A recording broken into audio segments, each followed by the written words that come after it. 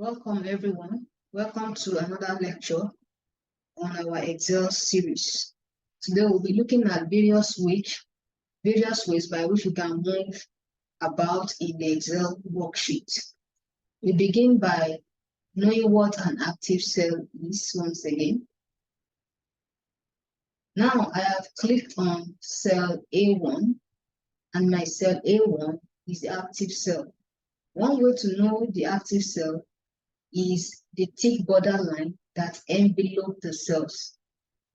It differentiates it from every other cell in the grid. And also the name is also displayed in the name box to show which of the cell is active. Now, if you look at cell B4, you will see an image. This image is called the mouse pointer. The mouse pointer can take different forms depending on what function is going to perform in the spreadsheet. So it can take different forms. Now, if I want to move away from cell A1, which is active, what I need to do, one thing I can do is to use my mouse.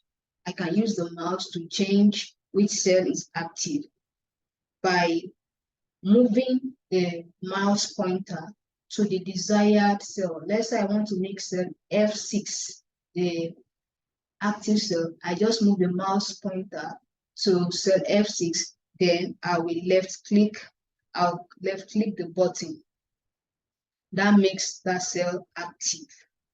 Another way to move around using the mouse is to turn the wheel that is between the two buttons, the left button and the right button, and to turn the wheel in order to move vertically across the worksheet. So now I'm going to turn the wheel that is in between the left button and the right button to move the Excel sheet vertically. So whichever direction, either upward or downwards, by moving the wheel between the two buttons, I can move across the worksheet. Another way to move in Excel is by using the arrow keys on the keyboard. There are 4 arrow keys on the keyboard that we can use.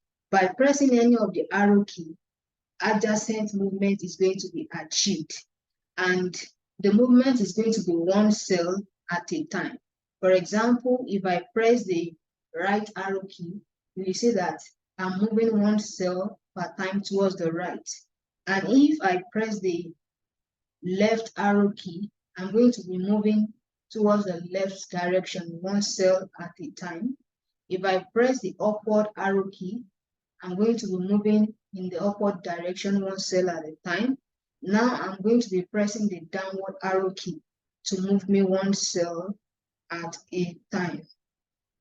Now, if I want to move several pages vertically, one way to do that is to use the page up or page down key on the keyboard.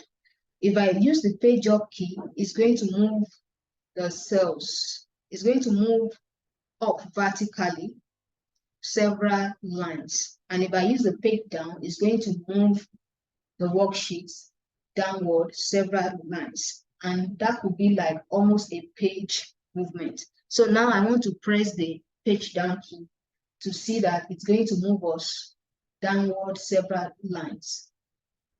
So I've pressed the page down key. I'm pressing it once again. Once again, we can observe that it is moving the worksheet several lines downward. If I press the page up key now, it's going to move the spreadsheet several lines upward.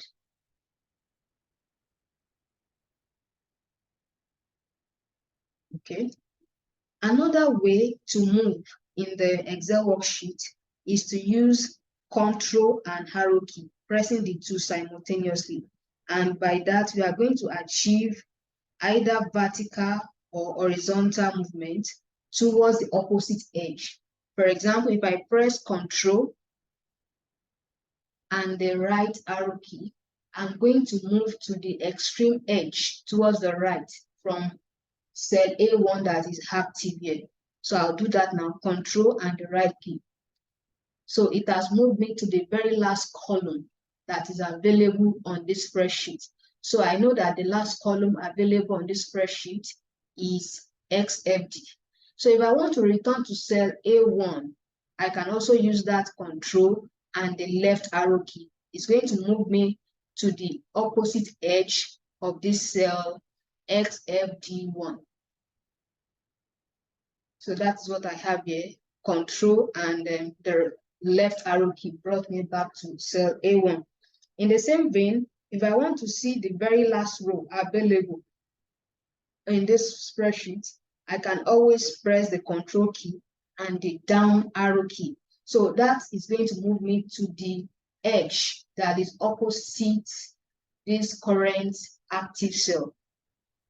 So I press control and the down arrow key, and it has moved me to the very last row that is available on this spreadsheet. So that means we have 1,048,576 rows available in this spreadsheet. So I can also move back to cell A1, which is the opposite edge for this direction, for this active cell, by pressing the control key and the upward arrow key. So I'm back to cell A1.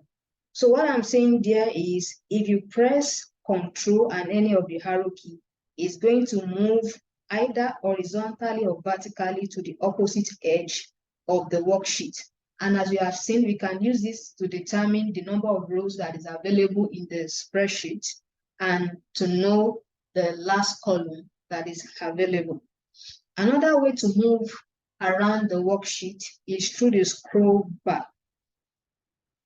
By clicking on the arrow within the scroll bar, is going to move the cell one at a time. So towards the direction of the arrow. For example, if we go to the vertical scroll bar and click on this arrow on top, it's supposed to move the worksheet one cell at a time. But let's start by clicking on the downward arrow on the vertical scroll bar. So we observe that it's moving the worksheet one cell at a time, one cell at a time. So now we can click on the upward arrow on this vertical scroll bar, and we also observe that it's moving the cell, moving the spreadsheet one cell at a time towards the direction of that arrow. The same thing with the horizontal scroll bar. So if we click this direction, it's going to be moving it one column at a time, one column at a time. So we can click this side of the arrow also to move it one column at a time. Also, if we click on arbitrary location on the scroll bar, it's going to move the spreadsheet gradually. It's going to cause a gradual movement of the spreadsheet. For example, this vertical scroll bar, if I click on it arbitrarily where my mouse is, if I click on it arbitrarily, I observe it's moving it several lines downward, almost a page for every click. So if I go upward to the other side and click it, it's going to generate the reverse action. It's going to be moving it upward, several pages upward, or several lines upward. The same thing goes for the horizontal scroll bar. If I click on the arbitrary location on it, it's going to be moving the worksheet sideways, several columns. So depending on the direction where I'm making the click arbitrarily, it's going to be moving it sideways for several columns. Also, I can also click on the arrow and hold it down for rapid movement. If I want to have a rapid movement of the worksheet, either sideways or upward. If it's sideways, I'm going to use the horizontal scroll bar. So I can click and hold down the arrow keys. So now I've clicked and hold down the arrow key for the vertical scroll bar. So it's moving, it's giving me a rapid movement towards the side. So I can return towards the other side by moving my mouse to the other arrow and clicking it down. So it's going to move the spreadsheet rapidly.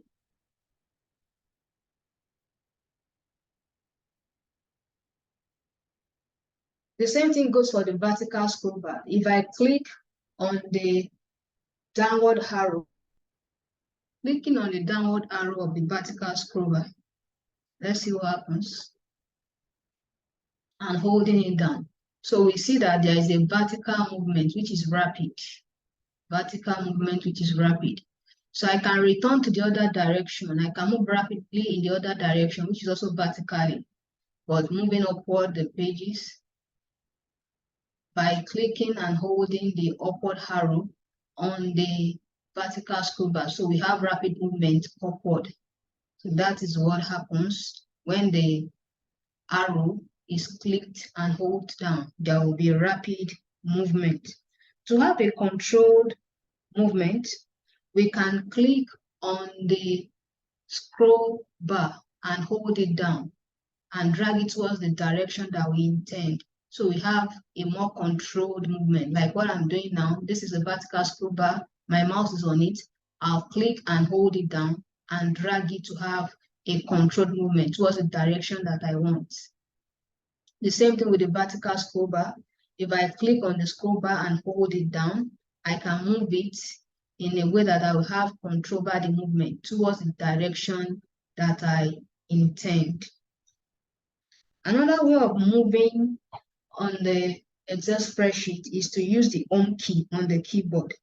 So if I am on cell AI 17, for example, AI 18, for example, which is active now, and I want to move to the very first cell on this row, which is supposed to be cell A18, I can simply press the home key on my keyboard. So it's going to move me to cell A1, sorry, cell 18, cell A18, which is the very first cell on this row. So I have that, I have pressed the home key. But if I want to go to the very first cell on this worksheet, which is cell A1, what I can do, another way of doing that, is to press the control and the home key. It's going to move me to the very first cell, which is cell A1 on this worksheet. So I have pressed control and home key. That is why the active cell is now A1. Another way to move on the Excel spreadsheet is to use go to key. That go to key is going to move you to a specified location on the Excel spreadsheet. So for example, how do I use the go to key? I can simply press the function F5 key. Function F5 key is the go to command here. So function F5 key, it brings a dialog box to me. In the dialog box, I will specify which cell I want to go to. So let's say, for example, I want to go to cell AE1. I want to make it active. So under reference, I'm going to put that address and I will click OK. So that moves me to cell AE1, which is now active. I can also use Ctrl G to bring down the control dialog box. So let's press Ctrl G. Pressing Ctrl G has brought back the go to dialog box. And then let's specify the reference cell where we want to make active. Let's say we want to make cell BED